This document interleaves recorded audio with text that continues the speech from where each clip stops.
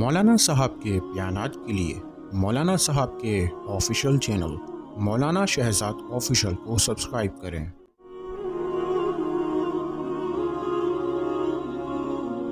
بہت سے لوگ کوئی سامنے والا ممبر پہ بیٹھ کر باتیں کر رہا ہو، ہنسا رہا ہو، مذاق کر رہا ہو، تو ان باتوں کو سننے کے لیے بیٹھا کرتے ہیں۔ یقیناً اس طرح ہمارے اندر یہ چیز نہیں ہونی چاہیے۔ اگر یہ میرے اور آپ کے اندر چیز ہے اور ہم کسی مقرر کے بیان کو سننے کے لیے اس نیت سے آئے ہوئے ہیں، حقیقت میں کوئی بھی ثواب اجر نہیں ملتا، بلکہ پکڑ کا باعث بن جاتا ہے۔ ہاں، البتہ اس ممبر و محراب پر بیٹھ کر اگر امام، خطیب، مقرر، مبین، بیان کرنے والا اب اپنی زبان سے کچھ کوئی بطور ویسے ہی نصیحت کے کوئی چھوٹا سا لطیفہ بھی سنا دے، کوئی بات سنا دے، تو وہ کوئی ہنسانے کے لیے نہیں سنایا کرتا، بلکہ بس اوقات مقرر اس میدان پر آ کر، اس جگہ پر بیٹھ کر آ کر اس لیے کوئی چٹکلا، کوئی بات بتاتا ہے تاکہ لوگ اگر سست ہو رہے چست ہو جائیں، بات کو توجہ سے سنیں۔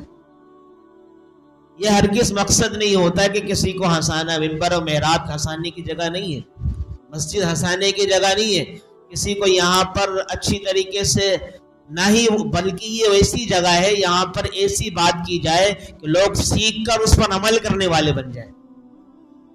ہماری زندگیوں میں بسا اوقات ایسی چیزیں ہوتی ہیں کہ جن کو ہم گناہ سمجھ کر ہی نہیں ہو رہے، بلکہ گناہ ہی ہوتے ہیں، گناہ ہی ہم کو کر رہے ہوتے ہیں مزہ سے۔ بعد میں پتہ چلتا ہے جب مبین کے بیان سے، واعظ و نصیحت کرنے والے کی واعظ سے، نصیحت سے پتہ چلتا ہے کہ یہ جو جتنے سال سے میں کام کر رہا تھا یہ تو گناہ ہے، پھر اس کو چھوڑنے والا بن جاتا ہے۔ آپ کے سامنے چند ایک نصیحت آپ کرنی ہے جو حضرت لقمان علیہ السلام اپنے بیٹے سے کرتے ہیں۔ سب سے پہلے تو یہ سمجھنا چاہیے حضرت لقمان علیہ السلام کیا نبی تھے، پیغمبر تھے، کون تھے، رسول تھے؟ کئی علماء کا اس میں اختلاف ہے، کہتے ہیں کہ کوئی پیغمبر، لیکن آپ کو اختلافی بات کی طرف نہیں لے جانا چاہتا، بلکہ جمہور کا اس میں اتفاق یہ ہے کہ وہ پیغمبر اور نبی نہیں تھے، اللہ کے برگزیدہ ولی تھے۔ اللہ کو ان کی عبادت اور اسی طریقے سے ان کی وعظ و نصیحت، بہت ساری چیزیں ان کی اللہ کو اتنی مقبول ہوئی اللہ کے ہاں، اللہ کریم نے ان کی وعظ و نصیحت جو وہ اپنے بیٹے کو کر رہے تو اس کو قرآن میں ذکر کیا۔ تو یہ چار نصیحتیں انہوں نے اپنے بیٹے کو کی جو قرآن کے اندر جس کا تذکرہ نہیں ہے بلکہ احادیث میں اور دیگر کتابوں میں ان کا ملتا ہے۔ کیا فرمایا اپنے بیٹے کو، بیٹا احفظ لسانک فی مجالست الناس، اپنی زبان کی حفاظت کرنا لوگوں کی مجلسوں میں بیٹھ کر۔ آپ کو معلوم ہے کہ جب مجالس لگا کرتی ہیں، مجلسیں لگتی ہیں، وہاں پر پھر ایران توران کی باتیں شروع ہو جاتی ہیں۔ حق بات، سچ بات ہوتی ہے وہ بہت کم ہوا کرتی ہے، لیکن ایک دوسرے سے بات غیبت میں، چغلی میں، اسی طریقے سے اور لایانی فضولیات میں آدمی لگ جاتا ہے۔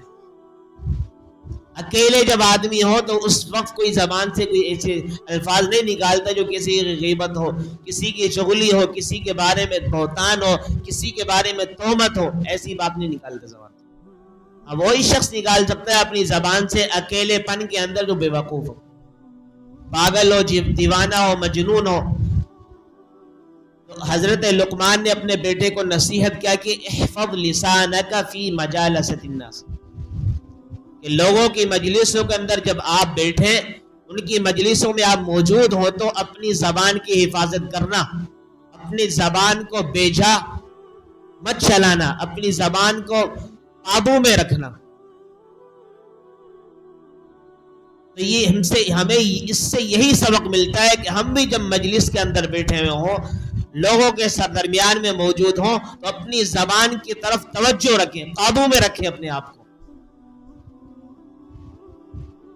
اس لیے تو اللہ کے رسول علیہ السلام نے ایک جگہ ارشاد کیا فرمایا کہ جو شخص مجھے دو چیزوں کی ضمانت دے دے گا میں اس کو جنت کی ضمانت دیتا ہوں، اس میں سے ایک زبان کا فرمایا۔ اس لیے زبان کی حفاظت کرنا زبان کو قابو میں رکھنا، زبان کو بالکل حق کی طور پر استعمال کرنا، یہ بہت ضروری ہے۔ جو بندہ زبان کو بیجا استعمال کرتا ہے، اپنے کنٹرول سے نکال دیتا ہے، جو بھی زبان پر آتا ہے اس کو بول دیتا ہے، پھر بعد میں اس کو جتنی پشیمانی ہوتی ہے اس کا اندازہ نہیں لگا سکتے۔ اور یہ زبان کے جو زخم ہوا کرتے ہیں چھوٹے موٹے نہیں ہوا کرتے، بہت بڑے ہوا کرتے ہیں، جس کو شعر کی شکل کے اندر ایک شاعر نے خوب زبردست طریقے سے عربی شعر کے اندر کہا ہے، جراحات السنان لہت تیام لا یلتام ما جرح به اللسان، فرمائے کہ نیزوں کے زخم، تیروں کے زخم وہ بھر جاتے ہیں، لیکن زبان کا جو زخم لگتا ہے وہ کبھی نہیں بھرتا۔ اس لیے زبان کی حفاظت کرنا ہر ایک انسان کے ذمہ ہے۔ اپنی زبان سے وہ نکالے کہ جس کی ضرورت ہو، جیسے اللہ کے رسول نے ایک جگہ فرمایا، من کان یؤمن باللہ والیوم الآخر فلیقل خیرا، کہ جو بندہ اللہ پر اور آخرت کے دن پر یقین رکھتا ہے، ایمان رکھتا ہے، اس کو کیا چاہیے؟ اس کو چاہیے کہ وہ اپنی زبان سے اچھی بات نکالے، او لیصمت، یا پھر خاموش رہے۔ یہاں اس حدیث سے یہی معلوم ہوتا ہے کہ زبان کی حفاظت کرنا کتنا ضروری ہے۔ دوسری نصیحت حضرت لقمان نے اپنے بیٹے کو کیا کی؟ فرمایا احفظ عینیک فی بیوت الناس، کہ اپنی آنکھوں کی حفاظت کرنا لوگوں کے گھروں میں جب جاؤ، لوگوں کے گھروں کے اندر جانا ہو تو اپنی آنکھوں کی حفاظت کی جائے۔ اس سے ایک اور چیز، ایک نقطہ نکالنے لگا ہوں کہ دیکھ غور سے سننا اس بات کو، کہ آج ہمارے المیہ کیا ہے، ہماری دوستی یاری گھروں تک آ جاتی ہے۔ دوستی یاری کو محدود رکھنا چاہیے گھر کے باہر تک، دوستی یاری کو کبھی بھی اپنے گھر کے اندر تک نہ لانے کی کوشش کریں۔ آپ اپنے کسی دوست کو، اپنے محبوب کو اپنے گھر پر بلا رہے ہیں، اور اس دوست کی آپ کے گھر کے اوپر بہت زیادہ آمد و رفت ہے، بہت زیادہ آنا ہے، بہت زیادہ اس کو آپ بلاتے ہیں، دعوت کرتے ہیں اس کی اپنے گھر پہ، آپ تو اس کو بڑے عزیز اور محبوب ترین سمجھ کر اپنے گھر پر بلا رہے ہیں، دعوت دے رہے ہیں۔ اب اس کا معلوم نہیں ہے وہ کس نیت سے آپ کے پاس آ رہے ہیں، آئے آپ سے دوستی کی اس کی وجہ کیا ہے؟ ہو سکتا ہے کہ آپ کی بہن گھر پر موجود ہو، جوان، آپ کی بیٹی جوان موجود ہو، آپ کی کوئی بھی عزیزہ گھر پہ موجود ہو، وہ اس وجہ سے آپ سے زیادہ دوستیاں لگا رہے ہیں۔ اس لیے دوستی کے لیے علماء فرماتے ہیں کہ باہر کا جو راستہ وہ موجود ہے، اندر اپنے دوست احباب کو لانے کی ضرورت نہیں ہے۔ جو ہم سمجھتے بڑا میرے محبوب ترین ہے، وہ میں مجھ سے محبت نہیں کر رہا، وہ شخص، وہ گھر میں کوئی افراد رہتے ہیں، بہنیں بیٹیاں، ان سے محبت کر رہا ہے اصل وہ۔ اس لیے حضرت لقمان نے فرمایا احفظ عینیک فی بیوت الناس، کہ کبھی تمہیں کسی کے گھر جانا بھی پڑ جائے دعوت میں تو اپنی آنکھوں کی حفاظت کرنا۔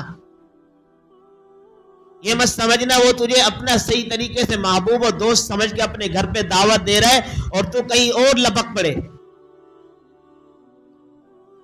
آج جب نظروں کی حفاظت نہیں ہوتی، نظروں کی نگہبانی نہیں ہوتی، پھر اس کے بعد دوسرے کمالات دیکھنے کو نظر آتے ہیں۔ وہ زنا کی صورت میں، وہ بے حیائی عریانی کی صورت میں، وہ فحاشی کی صورت میں، وہ بالکل برہنہ ہونے کی صورت میں۔ سب سے پہلے ابتدائی نظروں سے ہوا کرتی، آنکھوں سے، آنکھوں سے زنا ہوا، پھر کانوں سے ہوگا، پھر اسی طریقے سے دل و دماغ میں پیوست ہوگا، پھر جو اصل جگہ ہے اس کے زنا کی وہاں تک پہنچائے گئے وہ۔ اس لیے حضرت لقمان نے اپنے بیٹے کو یہ وصیحت کی، یہ نصیحت کی اور وعظ کی کہ احفظ عینیک فی بیوت الناس، کہ اپنی نظروں کی حفاظت کرنی ہے لوگوں کے گھروں کے اندر۔ یہاں پہ لوگوں کے گھروں سے مراد یہ نہیں صرف گھروں ہی کے اندر حفاظت کرنی ہے، بلکہ ہر وقت، ہر آن، ہر گھڑی، ہر لمحہ ہمیں اپنی آنکھوں کی حفاظت کرنی ہے۔ آنکھوں کی حفاظت ہوگی تو انشاءاللہ العزیز ہمارے خیالات اچھے ہوں گے، ہمارے گمان وہم اچھے ہوں گے، ہمارا دل بالکل صاف ستھرا ہوگا. ہمارے استاد جی حضرت مولانا الیاس گھمن صاحب بڑی پیاری بات ایک دفعہ فرمانے لگے, کہنے لگے کہ آدمی کا دل کمزور کب ہوتا ہے؟ آدمی کا دل کمزور کب ہوتا ہے؟ کہ جب وہ بد نظری کر رہا ہوتا ہے. جب وہ بد نظری کرتا ہے, بد نظری کی وجہ سے انسان اندر سے ٹوٹنے لگ جاتا ہے, شہوت ابھرنے لگتی ہے, بھڑکنے لگتی ہے, پھر وہ انسان کے اعضاء سے وہ پانی رسنے لگتا ہے, یہاں تک کہ فرمائے کہ وہ جو منی تو بعد میں نکلتی, مزی کا نزول پہلے سے شروع ہو جاتا ہے. پھر آدمی کا فرمائے کہ دل کمزور سے کمزور ہونے لگ جاتا ہے, اعضاء ڈھیلے پڑنے لگ جاتے ہیں اس کے, پھر اس کا دل نہیں لگتا نہ نماز میں, نہ روزے میں, نہ زکوٰۃ میں, نہ حج میں, نہ دیگر عبادات کے اندر. پتہ چلا اس نظر کی بہت زیادہ فرمائے کہ اس کو پر کارآمد ہے یہ. تو اس لیے ہمیں اپنی نظروں کی حفاظت کرنی چاہیے. دیکھو یہ بسا اوقات بڑے بڑے اللہ کے اولیاء, اللہ کے ولی, اللہ کے برگزیدہ بندے, انبیاء, صحابہ, تابعین, تبع تابعین, بزرگان دین جو بھی باتیں کر رہے تھے وہ سب کے لیے سبق ہوا کرتی ہے, سب کے لیے درس ہے. یہ صرف اس وقت کے لیے خاص نہیں ہے کہ اس وقت کے خاص ہوگی, اپنے بیٹے کو نصیحت کی تو صرف انہی کے لیے نہیں, بلکہ نصیحت اپنے بیٹوں کو بھی بطور, لیکن یہ ہے سب کے لیے, میرے اور آپ پوری امت کے لیے. اس لیے انہوں نے جو نصیحت کی اپنے بیٹے کو کیا فرمایا؟ فرمایا کہ احفظ, کہ حفاظت کرنا کس چیز کی؟ ایک تو زبان بتا دی, اس کے بعد آنکھیں بتا دی, فرمایا احفظ معدتک علی مائدۃ, کہ جب آپ دسترخوان پہ کہیں بیٹھو تو پھر اپنے معدے کی بھی حفاظت کرنا. معدے کی آدمی حفاظت کرتا ہے دسترخوان پر بیٹھ کر, تو پھر انسان کی طبیعت اچھی رہتی ہے. جب طبیعت اچھی رہتی ہے تو پھر آدمی عبادت اچھی طرح کر سکتا ہے.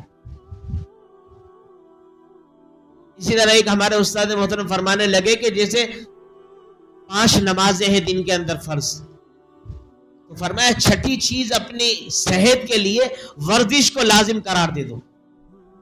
ریاضت کو, اپنی جسم کے لیے ریاضت کو, ورزش کو لازم قرار دے دو. جیسے 5 وقت کی نماز فرض ہے, اسی طرح دن کے اندر چھٹی چیز فرض کر لو اپنے لیے. کس چیز کو؟ ورزش کو. جب ورزش اچھی ہوگی ہمارا, فرمایا کہ جسم صحیح ہوگا, صحت تندرست مند ہوگا, پھر ہماری نماز بھی بہترین ہوگی. آپ اندازہ لگائیں, جس آدمی کا جسم کمزور ہو, بیمار ہو, مریض ہو, وہ نماز پڑھ سکتے ہیں؟ نماز اگر نماز کے لیے کھڑا بھی ہو گیا, تکلیف ہو رہی ہوگی, اس کا دھیان جائے گا نہیں نماز کی طرف, بلکہ اپنی تکلیف کی طرف بار بار اس کا گمان جا رہا ہوگا. فرمایا کہ اس لیے اصل چیز یہ ہے, صحت کے لیے آدمی کھانا اتنا کھائے کہ جتنا وہ برداشت کر سکے.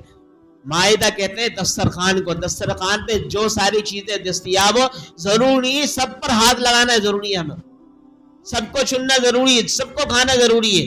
کہ اگر کسی ایک میں سے نہیں کھایا تو سامنے والا ناراض ہو جائے گا.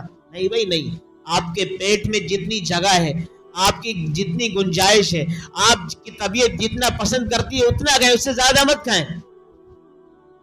بس اوقات ہمارے ہاں بازاری ایک عجیب کہاوت مشہور ہے کہ بھئی یہ پیٹ تو اپنا ہے لیکن کھانا پرایا ہے. حقیقت میں یہ معاملہ دیکھنے کو آئے کہ بیچا کہیں دعوت میں چلے جائیں, کسی سامنے والا کوئی دعوت کر رہے, ایسا پھوڑ پھاڑ کریں گے کہ جس کا اندازہ نہیں, شاید بعد میں ملے گا نہیں ملے گا. دیکھنا چاہیے اپنے حساب سے گایا بندہ, جتنے اس کی گنجائش ہے. سامنے والا کہنے والا تو یہ کہتا ہے, دعوت کرنے والا بھئی اور کھائیں اور کھائیں, وہ تو کہنے والا تو بیچارہ کہتا ہے اس لیے کہ بھئی دل کی تشفی کے لیے, تسلی کے لیے, کہ نہیں سامنے والا میرا مہمان ہے, میں اس کا میزبان ہوں, میں اچھی طرح اس کی دعوت کرنے والا شمار ہو جاؤں. لیکن ہم بھی اس کے کہنے پر دبا کے کھا رہے ہوتے ہیں. دھیان سے کھانا چاہیے, اپنے معدے کی حفاظت کرنی چاہیے. جب معدے کی حفاظت ہوگی دسترخوان پر, انشاءاللہ العزیز ہماری عباداتوں کے اندر ہمیں مزہ آئے گا. اور آخری بات حضرت لقمان نے اپنے بیٹے کو جو کی نصیحت کے صورت میں, وہ کیا فرمایا؟ نمبر 1 زبان کا بھی بتا دیا, آنکھوں کا بتا دیا, معدے کا بتا دیا. آخری جو بات تھی حضرت لقمان علیہ السلام نے جو اپنے بیٹے کو کی, وہ کس صورت میں کی؟ فرمایا احفظ قلبک فی الصلاۃ, کہ اپنی نماز کے اندر اپنے دل کی حفاظت کرنا. سب سے اہم ترین چیز ہے یہ. آج میں اور آپ نماز میں کھڑے ہوئے ہوتے ہیں، لیکن میرا اور آپ کا دھیان، گمان، خیال، وہم کہاں ہوتا ہے؟ ہم خود اندازہ لگا سکتے ہیں. جو بندہ جس شعبے سے منسلک ہے اسی شعبے کے خیالات اس کو آتے ہیں. آتے نہیں آتے بھائی؟ ہر ایک کے ساتھ ہے یہ. میرا اگر تعلق مدرسے اور مسجد کے ساتھ ہے اور دیگر امور کے ساتھ ہے تو میں جب نماز میں کھڑا ہوں میرے اندر بھی وہی خیالات آتے ہیں. جن حضرات کا جن شعبے سے تعلق ہے آتے خیالات، اس خیالات کو ختم کرنا ہے، ان خیالات کا ازالہ کرنا ہے، ان خیالات کو دور کرنا ہے، نماز کو نماز بنانا ہے. یقین کیجیے ابھی میں راستے میں آ رہا تھا، ایک زبردست طریقے سے جملہ لکھا ہوا تھا اس میں رقشے کے پیچھے کہ جس کی نماز جاندار ہوگی اس کی زندگی شاندار ہوگی. میں بڑا حیران ہوا، میں نے کہ زبردست طریقے سے دیکھو جملہ لکھا ہوا ہے. جس کی نماز جاندار ہوتی ہے اس کی زندگی حقیقت میں شاندار ہوتی ہے. اللہ کی قسم یہ صحابہ یہ نماز کے ذریعے سے سارے کام کرواتے تھے اپنا. آج جو ہم ساری نمازیں بھی پڑھ لیتے ہیں، قرآن کی تلاوت بھی کر لیتے ہیں، جو آئمہ اماموں سے ہم وظیفے لیتے ہیں وہ سارے کے سارے وظیفے بھی ہم پورے 40 دن مکمل کر لیتے ہیں، لیکن ہمارا کام نہیں ہوتا. کیوں نہیں ہوتا؟ صحابہ کی طرح ہماری نماز نہیں ہے، صحابہ کی طرح ہمارا یقین، اعتماد، بھروسہ، توکل نہیں ہے. اس لیے احفظ قلبک فی الصلاۃ، اپنے دل کی حفاظت کرنی ہے نماز کے اندر. وہم و گمان آنے لگے فوراً اپنے اس وہم و گمان کو ہٹانا ہے، نماز کی طرف متوجہ ہونا ہے. 4 نصیحتیں حضرت لقمان نے اپنے بیٹوں کو کی ہیں. یہ در حقیقت پوری امت کے لیے ہے، پوری انسانیت کے لیے. اگر پوری انسانیت ان 4 باتوں پر عمل کرے، میں اور آپ بھی عمل کریں، انشاءاللہ العزیز ہماری زندگی کے اندر انقلاب آئے گا. ہم اپنے ملک کی تبدیلی چاہتے ہیں، حقیقت میں سب سے پہلے ہمیں اپنے آپ کو بدلنا ہوگا. سب سے پہلے ہم نے اپنے آپ کے اندر تبدیلی کو لانا ہوگا. سب سے پہلے میں اور آپ اپنے اندر انقلاب لے کر آئیں، پھر ملک کے اندر انقلاب آئے گا، پھر شہر میں انقلاب آئے گا. ہم پہلے اپنے اعمال کو تو بدلتے نہیں ہیں، اپنے زاویے کے جو ذہن کا زاویہ ہے، نماز کا زاویہ، عبادت کا زاویہ ہے، اس کو بدلتے نہیں ہیں. لیکن ہم چاہتے ہیں ہمارا ملک بدل جائے، ہمارے حکمراں بدل جائے. حکمراں بدلنے سے کچھ نہیں ہوگا، اعمال کو اچھا کرنے سے سب کچھ ہوگا. تو انشاءاللہ العزیز میں بھی اور آپ بھی اس چیز کا تہیہ کریں، ارادہ کریں، نیت کریں، عزم کریں کہ انشاءاللہ جو 4 نصیحتیں ان پر ہم سب کو عمل کریں گے انشاءاللہ. ان 4 نصیحتوں کو دوبارہ آپ کے سامنے رکھ دیا. نمبر 1 اپنی زبان کی حفاظت کرنی ہے. نمبر 2 اپنی نگاہوں کی حفاظت کرنی ہے. نمبر 3 فرمایا کہ اپنے معدے کی حفاظت کرنی دسترخوان پر. نمبر 4 آخری کیا چیز بتائی تھی بھائی؟ اب نماز کے اندر اپنے دل کی حفاظت کرنی ہے. یہ 4 چیزیں انشاءاللہ ان کی اگر ہم حفاظت کریں گے تو انشاءاللہ ہماری زندگی کے اندر انقلاب آئے گا، تبدیلی آئے گی. جب انقلاب اور تبدیلی ہماری زندگی میں آ گئی پورے ملک میں تو کیا تمام عالم اسلام میں آ جائے گی. اللہ رب العالمین عمل کی توفیق عطا فرمائے. وما علینا الا البلاغ.